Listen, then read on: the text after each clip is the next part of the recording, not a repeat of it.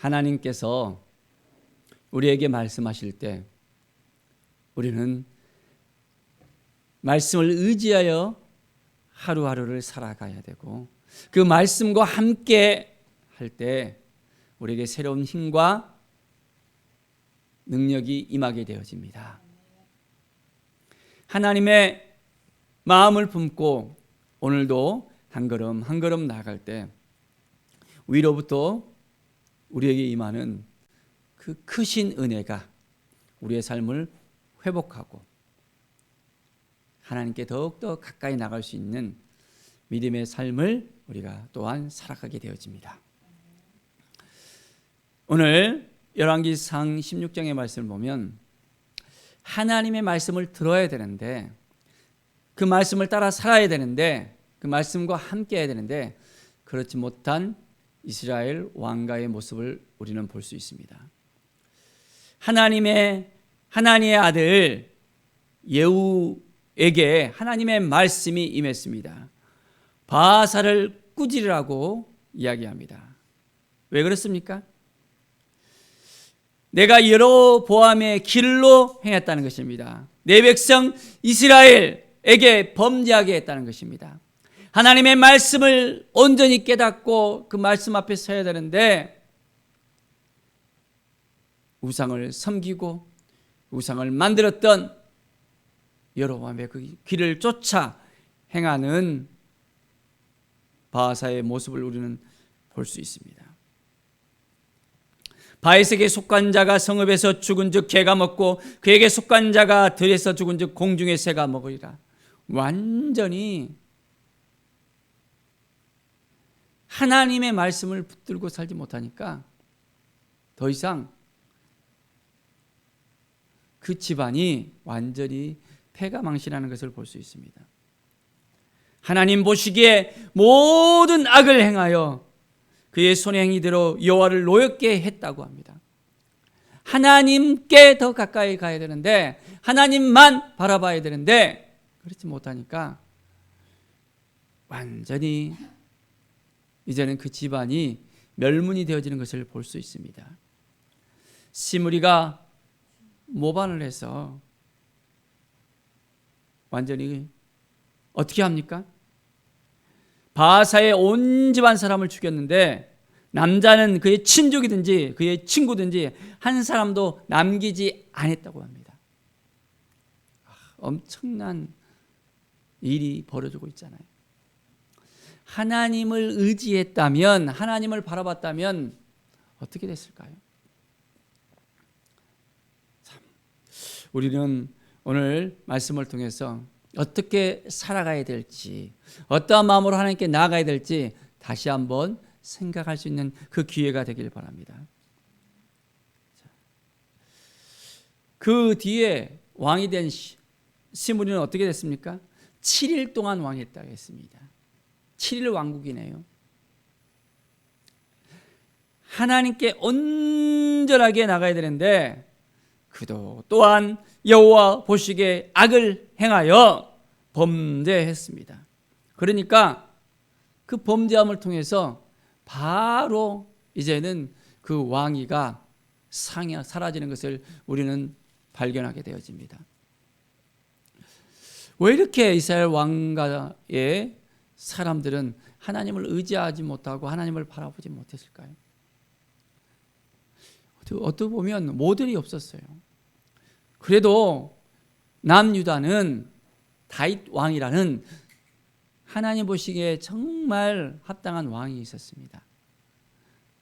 그런데 북이스라엘은 여로보암이라는 하나님 앞에 악을 행하는 왕이 모델이 되니까 그 뒤를 따라서 계속해서 범죄하면서 그 길을 따라갔다는 것을 볼 수 있습니다. 참 너무나도 안타까운 일이죠. 우리가 믿음으로 살아가고 말씀으로 살아가고 우리의 삶에 하나님의 은혜가 임하고 이제는 우리의 가정이 더욱더 믿음으로 세워줄 수 있도록 우리의 삶이 모델이 되어져야 됩니다. 그럴 때 우리의 가정에 우리의 자녀들이 이제는 부모의 그 모습을 보고 믿음으로 살아갈 수 있는 것을 우리는 깨닫게 됩니다. 어떻게 살아가야 될지 우리가 생각합시다. 오므리가 여호와 보시기에 악을 행하되 그 전에 모든 사람보다 더욱 악하게 행하여 더욱더 악을 행하는 모습을 볼 수 있습니다. 하나님께서 노하시잖아요. 어떻게 됐을까요? 이제 오므리는 그의 조상과 함께 자고 사마리아의 장사가 된 다음에 그의 아들이 이제 왕이 되어집니다. 아합이 왕이 되어지는데 이 아합은 어떻습니까? 더 악한 왕으로서 여로보암의 죄를 따라 이제 살아가는 것을 볼 수 있습니다. 더 심한 걸 볼 수 있습니다. 32절에 보면 사마리아에 건축한 바알의 신전 안에 바알을 위하여 제단을 또한 이제는 딱 만들어 놓습니다. 바알까지 섬기고 이제는 아세라 상을 또 만들고 그 이전에 이스라엘 왕보다 더 심히 여호와를 노엽게 하는 것을 볼 수 있습니다. 하나님이 함께하는 나라가 되어야 되는데 그렇지 못한 부분들로 인해서 북이스라엘은 점점점 그늘이 지어지는 것을 우리는 살펴봅니다. 하나님 보시기에 합당한 삶을 살아가는 것, 그것을 통해서 하나님의 은혜가 임해야 되는데 그렇지 못했을 때는 더 힘들어집니다. 사랑하는 여러분, 우리는 어떻게 해야 될까요?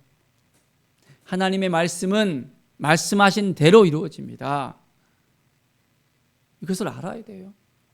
자, 베델 사람 히엘이 여리고를 건축했었잖아요. 어떻게 됐습니까? 그 터를 쌓을 때 맏아들 아비람을 잃었고 성문을 세울 때 막내 아들 수굽을 잃었다 했습니다. 이 말은 어떤 의미가 있습니까? 하나님께서 눈의 아들 여호수아를 통하여 하신 말씀 그대로 이루어졌습니다. 여호수아 때 여리고 성을 무너뜨리면서 절대 그 성을 세우지 말라고 했는데 그 성을 세우는 순간 그 세운 자의 그 집안에 자녀는 죽는다고 했습니다.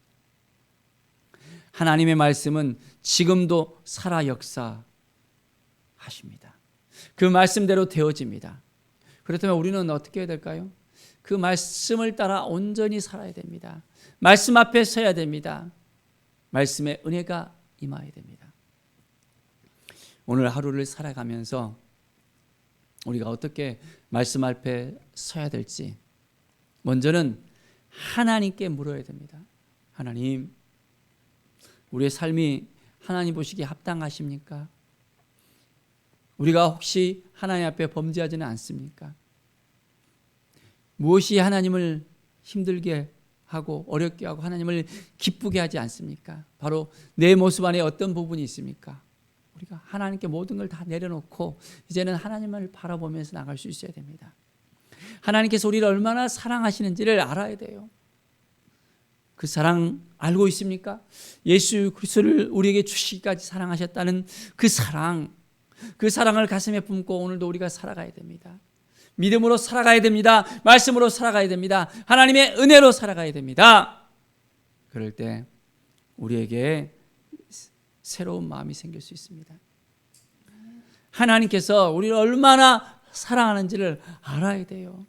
그것을 깨닫지 못하면 우리도 이 북이스라엘 같이 점점점 하나님과 멀어지게 되어 있습니다.